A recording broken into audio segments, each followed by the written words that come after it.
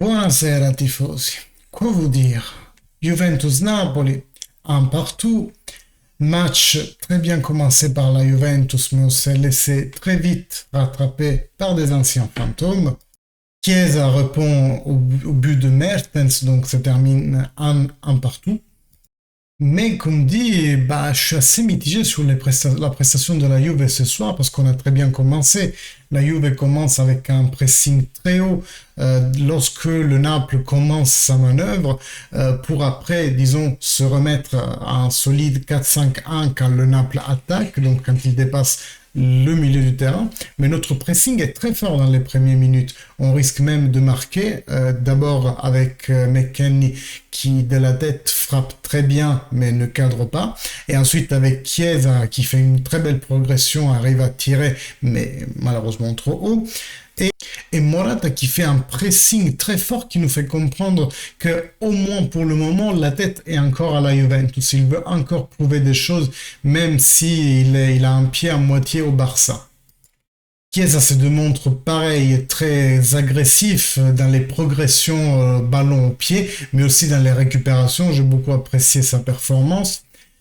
On attaque un 4-3-3, on défend un 4-5-1. Donc il y a Bernardeschi et Chiesa qui font ailier latéral quand le Naples a le ballon. Et la ressource principale du Naples à ce moment-là n'est que la frappe extérieure. Ça sera un peu un leitmotiv pendant tout le match. La frappe extérieure a été beaucoup tentée par le Naples parce que, comme dit, la défense de la Juventus, c'était un 4-5-1. Donc, assez difficile de dialoguer, trouver des joueurs entre les lignes. Mais c'est comme ça qu'arrive leur but. C'est Insigne qui trouve de la place entre les lignes pour lancer l'attaquant du sens opposé. Et ensuite, Alexandro fait une double boulette.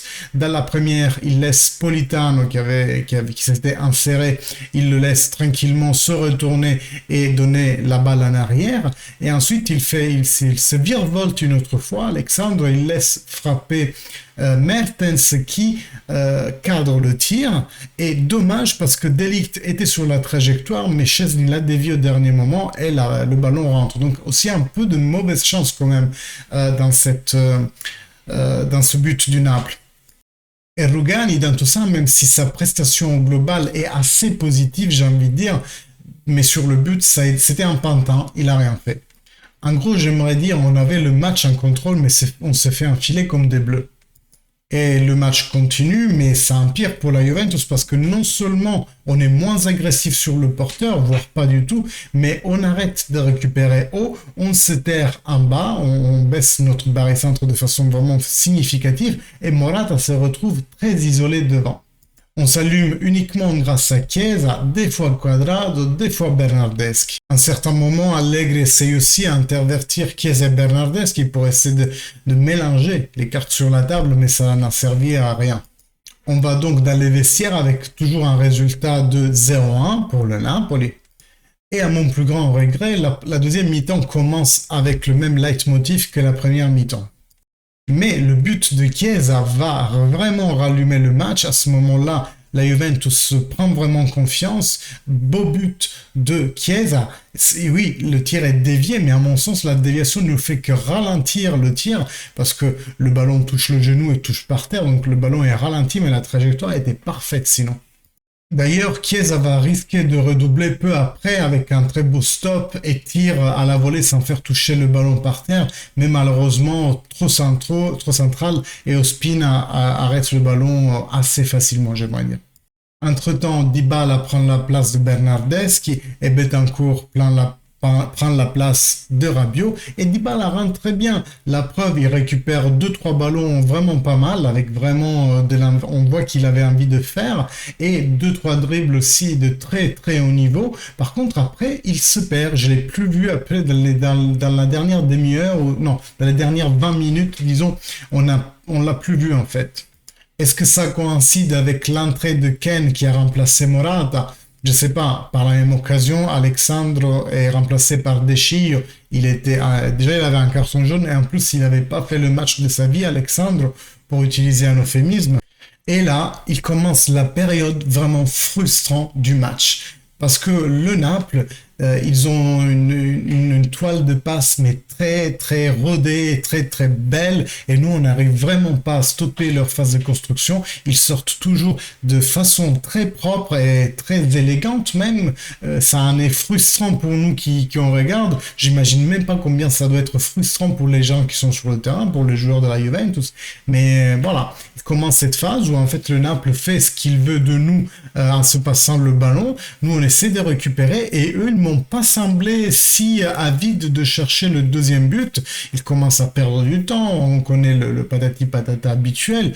Ça nous frustre. Ils perdent du temps. Ça nous frustre encore plus. Et donc, le match se termine 1-1 avec une sensation de désarroi parce que finalement ce match on devait le gagner, on se devait d'acquérir les 3 points et de raccourcir finalement le classement. En plus aujourd'hui l'Atalanta n'a pas joué, donc même si c'est un match à récupérer et même un match avec Torino qui est assez simple pour l'Atalanta chez eux, mais j'aimerais dire rien que la vue d'un classement où t'en es plus qu'à un point de la 4e place, moralement, ça change quand même les choses, sachant que dans 5 matchs, en février, on rencontre l'Atalanta aussi. Ça aurait vraiment, je trouve, changé la donne de gagner ce match contre le Naples, donc vraiment, vraiment dommage qu'on ne l'ait pas fait. À mon plus grand étonnement, Undersat nous montre qu'il y a un expected... Ah non, je me suis trompé. J'avais lu 1.88. Ça voudrait dire que ça c'est l'expected goals, c'est-à-dire combien de buts normalement cette équipe aurait dû marquer par rapport au tir qu'elle a effectué. Mais là, l'expected goals, il est aux alentours des 1 pour les deux équipes, ce qui veut dire que le 1-1 est un résultat cohérent vis-à-vis, vous voyez, tous les points, c'est les tirs, ça c'est les frappes du Naples, les salles d'étoiles, c'est d'où a frappé le Naples pour marquer, et là c'est d'où a frappé la Juventus pour marquer. On a frappé exactement, regardez, de la même position de la surface de réparation. Donc avec ces frappes-là, les deux équipes ont totalisé un expected goal de 1, donc le 1-1 c'est un résultat assez juste pour ce match. Les statistiques nous disent qu'il y a 40% de chances créées pour la Juventus contre 29 du Napoli, donc à peu près un peu plus pour la Juventus, mais pas une donnée assez significative.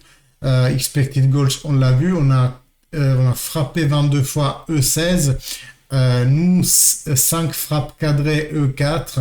Deep, je sais même plus ce que c'est.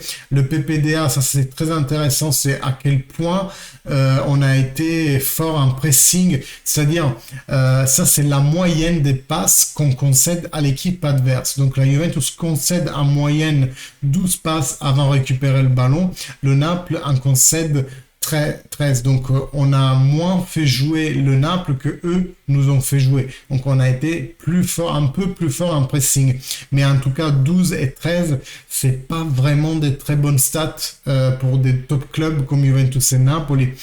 Si on calcule qu'il y a des équipes qui ont un PPDA de 6, donc ils te concèdent maximum 6 passes avant de récupérer le ballon, voilà. Expected point, c'est combien, à quel point une équipe pourrait mériter de gagner. On voit que la Juventus aurait un peu plus mérité de gagner le match que le Naples, mais pareil, c'est pas significatif. C'est pas comme si on avait 2,5 et que 0,5 pour dire il y a 3 points dans un match.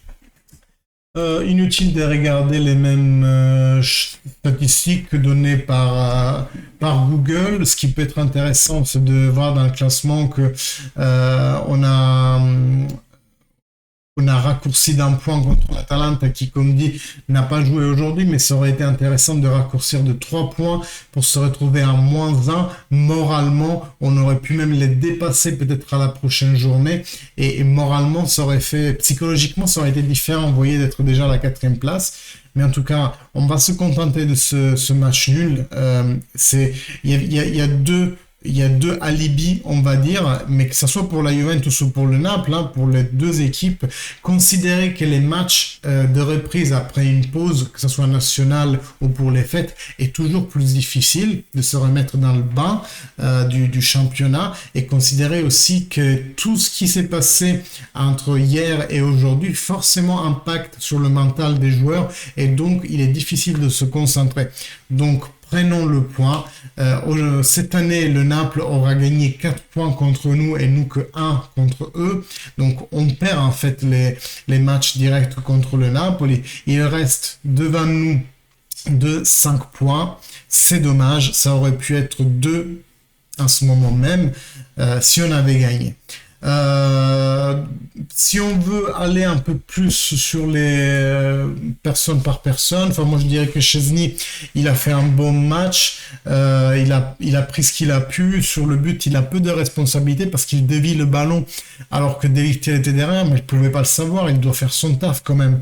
Alexandre, très très mauvais. Comme je vous dis, il se retourne 2 fois sur lui-même dans l'action du but. Une fois quand Politano attrape le ballon, une fois quand Mertens frappe, on dirait qu'il est vraiment désorienté. Il ne sait pas où est le nord, où est l'ouest, et c'est vraiment inquiétant. Rugani, à part, comme dit, être juste un pantin pendant le but qu'on a pris, à mon sens, il a joué aussi un bon match, des anticipations propres, toujours attentif. J'ai rien à lui reprocher, en fait. Au même titre que De Ligt, pour moi, c'est un 6,5 pour les deux. Cuadrado, très bien dans la phase de construction. C'est notre registre sur le côté Cuadrado, hein. Et aussi dans la phase d'attaque. McKennie, pareil, s'il avait marqué sa frappe de la tête, ça serait un tout autre match. On aurait très bien commencé, mais sinon, bah, il a fait son taf au milieu de terrain. Locatelli, un cran en plus quand même, parce qu'il y a eu des revirements de situation, des changements de terrain que j'ai beaucoup apprécié de sa part, et puis il gère les ballons avec lucidité et avec un chouïa de classe, ce qui ne gâche rien. L'œil aussi veut voir des belles choses. Rabiot, assez mitigé. Pour moi, c'est un petit 5. C'est-à-dire que moi, je l'aurais changé déjà à la première mi-temps, quoi, pour mettre Dybala et passer à un 4-2-3-1. Chiesa, très bien pour son match de rentrée. En fait, c'est sa rentrée après 2 mois pratiquement sans jouer. Et regardez ce qu'il nous donne sur le terrain. La fougue qu'il met dans toutes ses actions, l'envie qu'il y met derrière, c'est vraiment appréciable de voir un joueur se mouiller le maillot de cette façon pour la Juventus. Morata, il a fait ce qu'il a pu. Très positif, surtout si on sait son implication dans l'histoire avec le Barça, et donc qu'il pourrait avoir la tête complètement ailleurs, alors que comme je vous disais, il court partout, il presse partout, et ça fait vraiment plaisir. Bernardes, qui est toujours plus un point fixe et important dans cette Juventus, certes je ne le vois pas comme titulaire, mais aujourd'hui encore une fois il a fait très bien son taf. C'est un 6,5 voire un 7 pour Bernardeschi aujourd'hui. Deschillo, moi je l'aurais fait rentrer beaucoup plus tôt parce que comme dit Alessandro, c'était pas sa soirée, mais ça commence à être une constante. Dybala, comme dit, il est bien rentré, mais par contre après il s'est perdu. Pour moi c'est un petit 6, voire un 5-5 pour Paulo Dybala. En plus il prend un jaune, voilà. Par contre, pour Moise Kean, là, on est encore plus bas, quoi. On est vers le 5 parce que il a clairement pas fait le même travail que Morata. Et on lui demandait exactement le même parce que ça n'a pas très changé la mise sur le terrain de la Juventus. Et il a été très anonyme. Betancourt, moyen, mais quand même pas pas pire que Rabiot, on va dire. Et Kulusevski qui est un peu effacé. J'imagine que pour lui la reprise ça doit être aussi compliqué. Et puis il avait manifesté sa volonté de quitter la Juventus dans cette session de marché. Donc lui aussi peut-être à ce moment la tête ailleurs avec son procureur qui cherche activement une solution pour lui. Voilà mes amis, on a fait cette analyse, j'espère que ça vous a plu et que ben, même si on est tous un peu déçus du résultat, de discuter ensemble, ça vous fera du bien. D'ailleurs, allez-y, hein, commentez, likez, n'hésitez pas à partager la vidéo avec vos amis francophones qui supportent de loin ou de près la Juventus. Ça pourrait être même une passion naissante grâce à cette communauté. Et puis, voilà, n'oubliez pas que vos interactions sur la vidéo la font remonter chez YouTube. Elle sera plus vue par tout le monde. Et donc, n'hésitez pas, likez, commentez. Moi, je vous dis, fino alla fine, forza Juventus et gardez le moral. Allez, ciao!